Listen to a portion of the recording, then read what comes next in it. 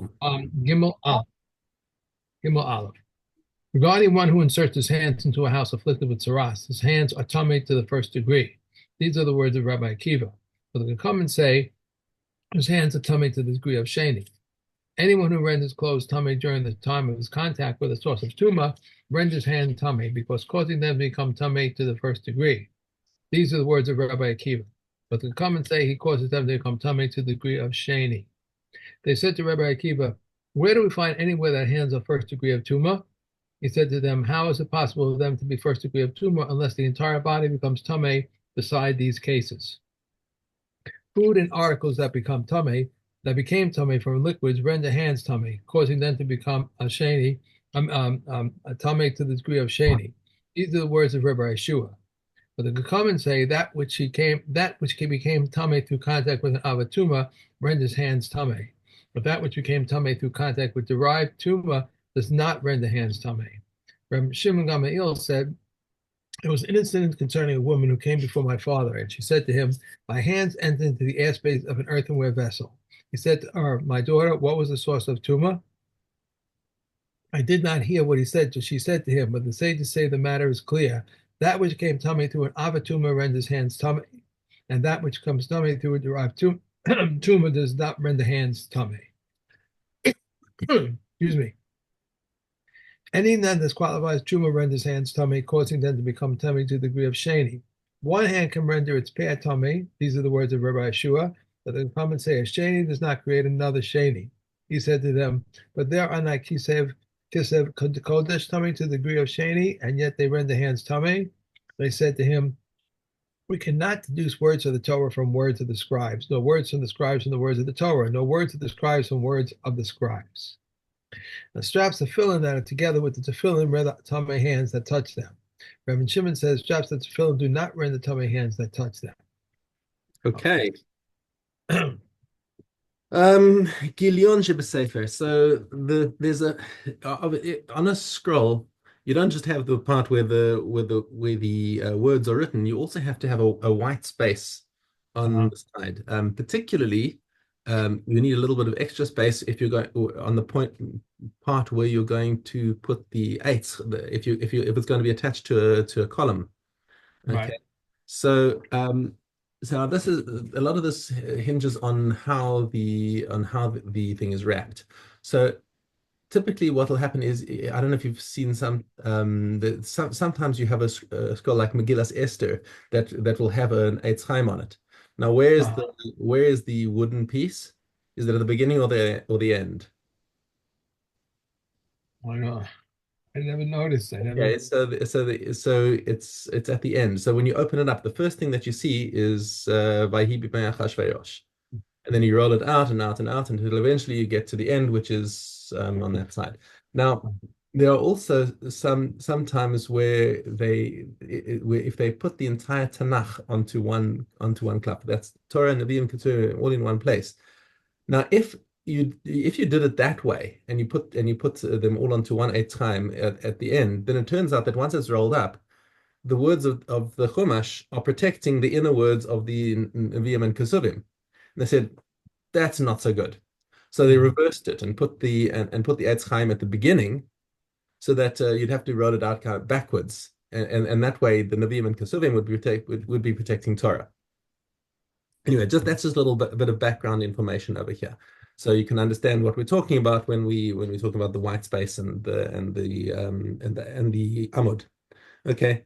Gilion Sheba Sefer. So that's the white space. She milamalan, sheli milamatan, the space that's above the text, the space that's below the text. Sheba tchila v'sheba sof, with at the beginning and at the end. Says the Tanakama, mitamin is Yadayim. It's also a necessary part of the scroll, and therefore, if you touch it with your hands, it will make your hands tame. Yeah?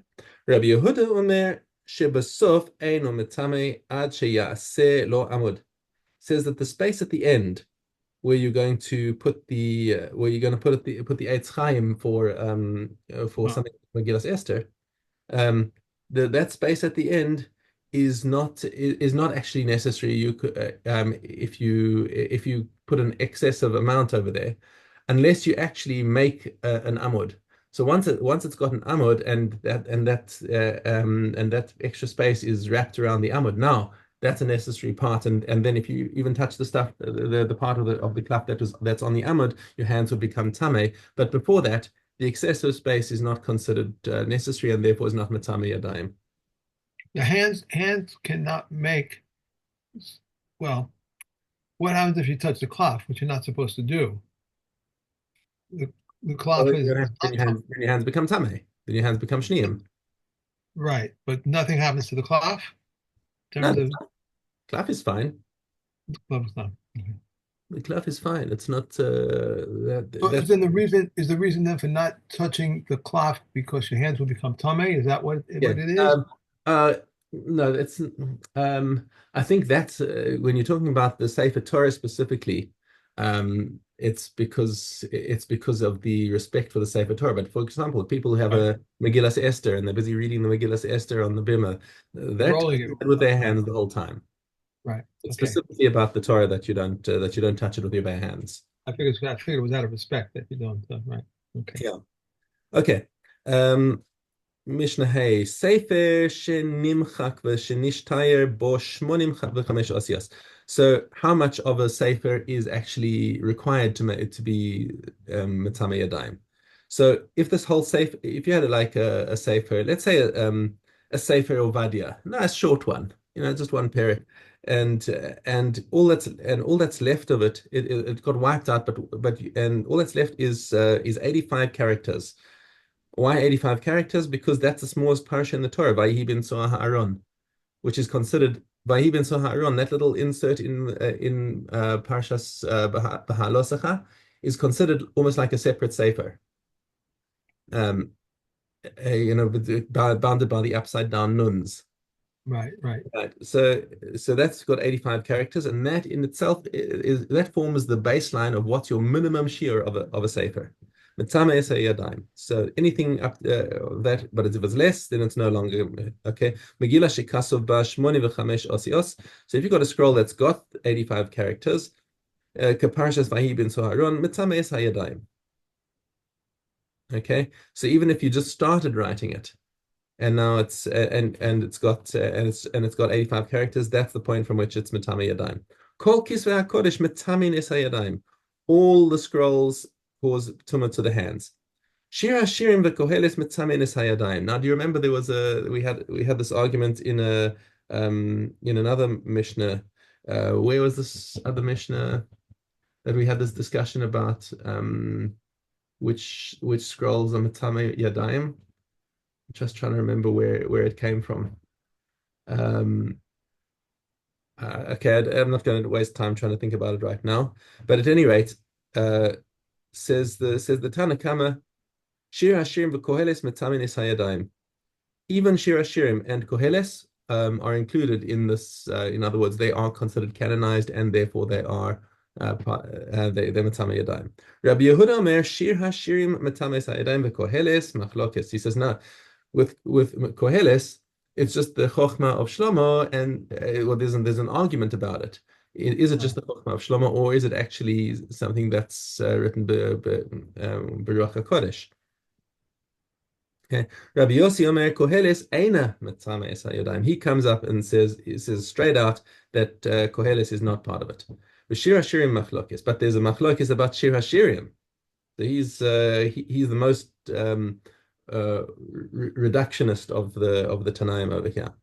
Rabbi Shimon Omer Koheles Mikule Beis Shammai Umechumrei Beis Hillel. He says Rabbi Shimon comes and sounds pretty much like Rabbi Yehuda, but he says that this argument is actually it's one of the leniencies of Beis Shammai. Beis Shammai say it's not Metame, and Beis Hillel say it is Metame.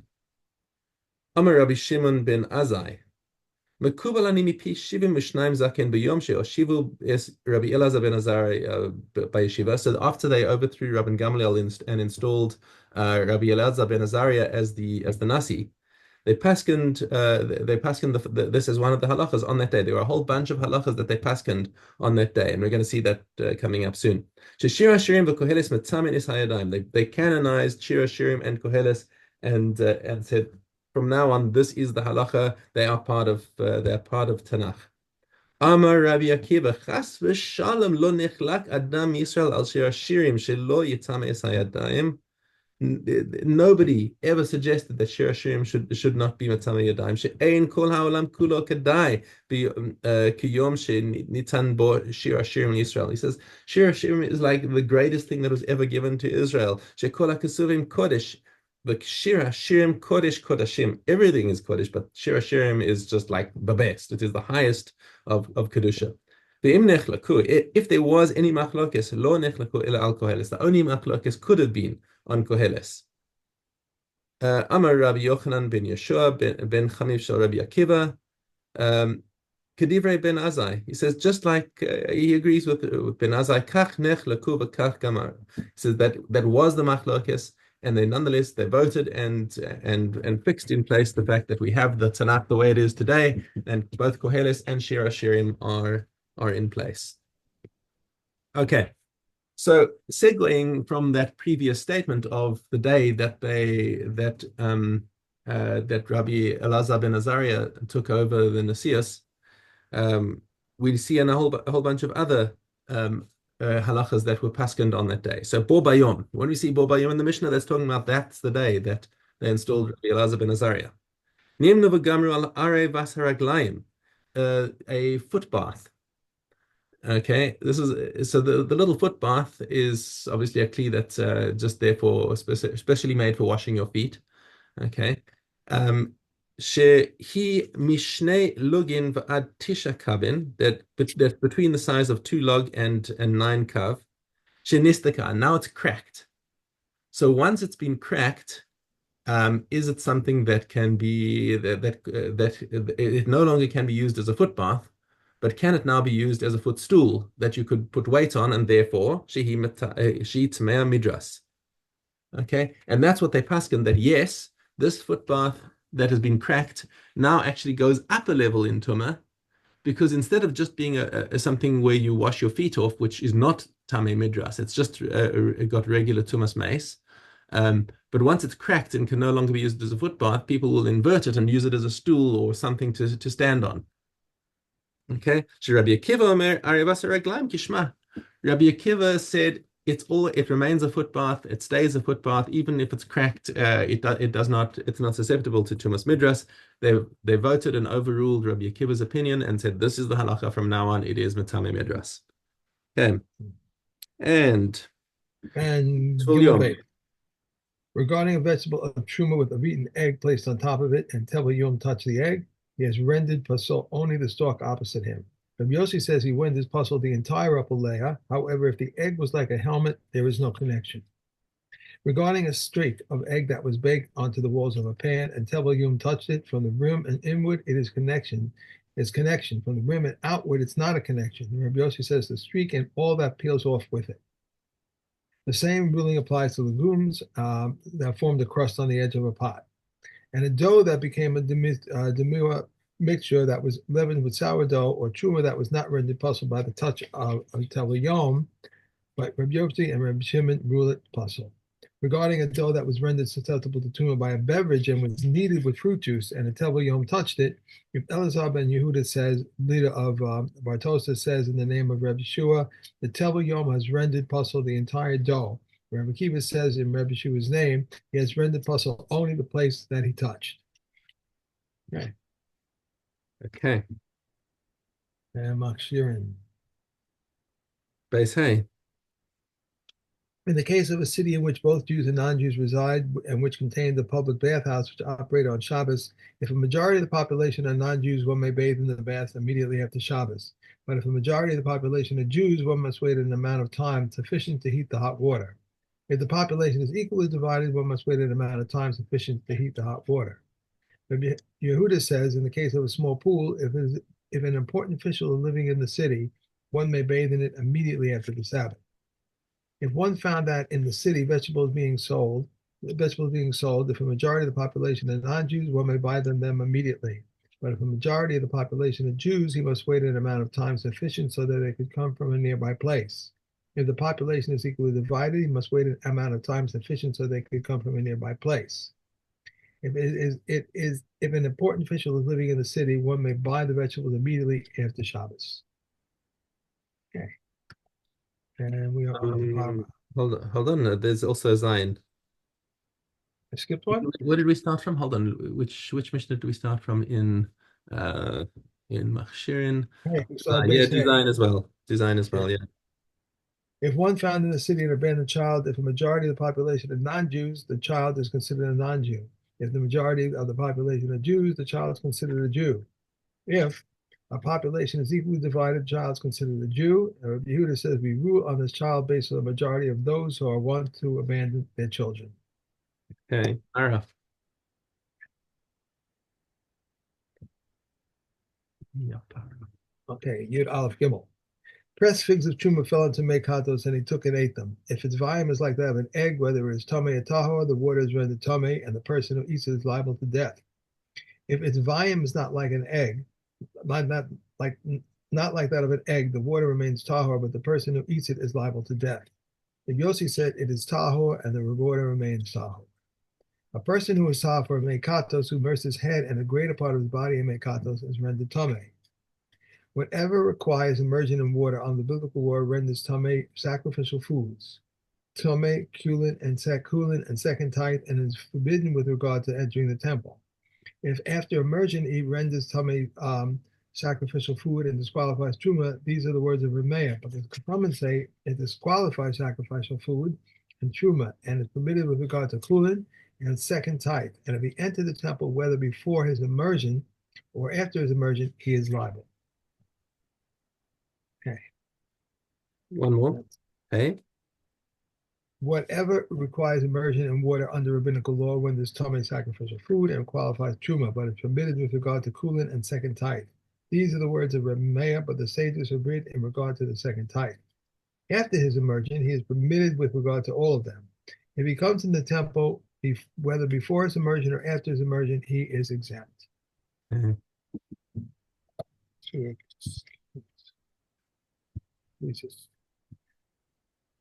Vav Aleph. If one brings an Asher Tuma and then discovers that he has not sinned, if it has not been yet slaughtered, he may go forth and graze with the flock. These are the words of Meir. The sages, however, say it must graze until it develops a blemish, then it is sold and the proceeds deposited for a voluntary offering. If Eliezer says it is sacrificed for, if it is not brought for the sin, it may be brought for another sin. If after it is slaughtered, it becomes known to him, the blood must be spilled and the meat must be removed to the place of burning. If the blood has already been thrown, the meat may be eaten. And Rabbi Yossi says, even if the blood is still in a vessel, it may be thrown and the meat may be eaten.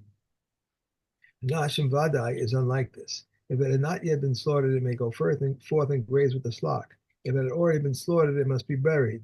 If the blood had been thrown, the meat must be removed to the place of burning. An ox which is to be stoned is unlike this. If it had not yet been stoned, it may go forth and graze with the herd. If it had not already been stoned, it is permissible to derive benefit from it. A calf that is to be decapitated is unlike this. If it had not yet been decapitated, it may go forth and graze with the herd. After the calf has been decapitated, he must be buried at its site. For it originally came to atone for a doubtful situation. Once it has been atoned for its doubt, its purpose has been fulfilled. If Eliezer says, a person may donate an asham tulei any day or any time that he wishes, and this is called the asham of the pious. It was said concerning Baba Ben Buti that he would donate an asham tulei every day, except one day after Yom Kippur.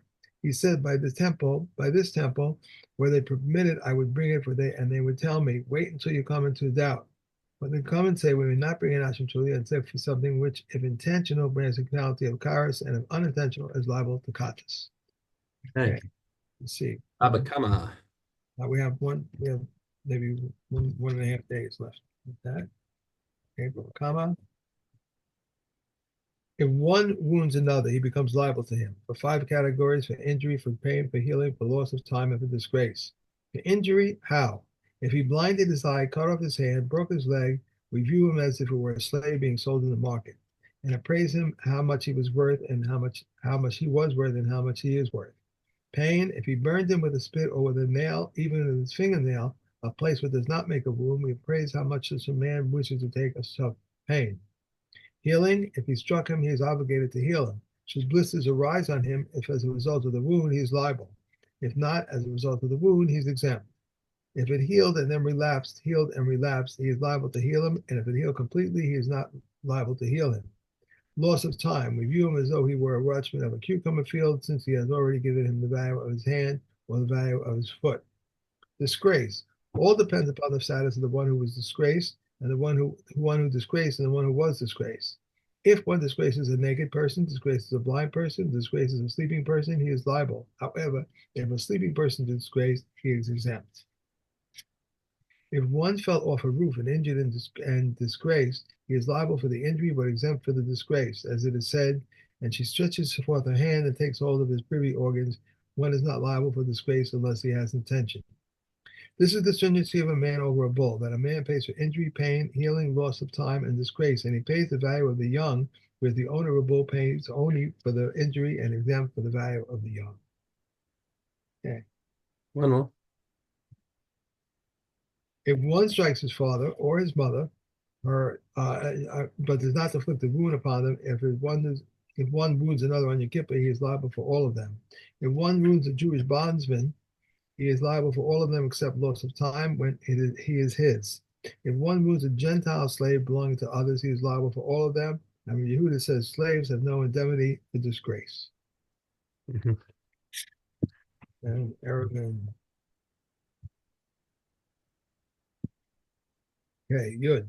Where Eliezer ben Yaakov says, if a drainage conduit is covered for 4 cubits in the public domain, we may pour water into it on Shabbos. But the Chachamim say, even if it runs along a roof or a courtyard for 100 cubits, one may not pour into the opening of the conduit, but he pours from roof to roof, and the water descends into the conduit. A courtyard and a colonnade combine to total 4 cubits.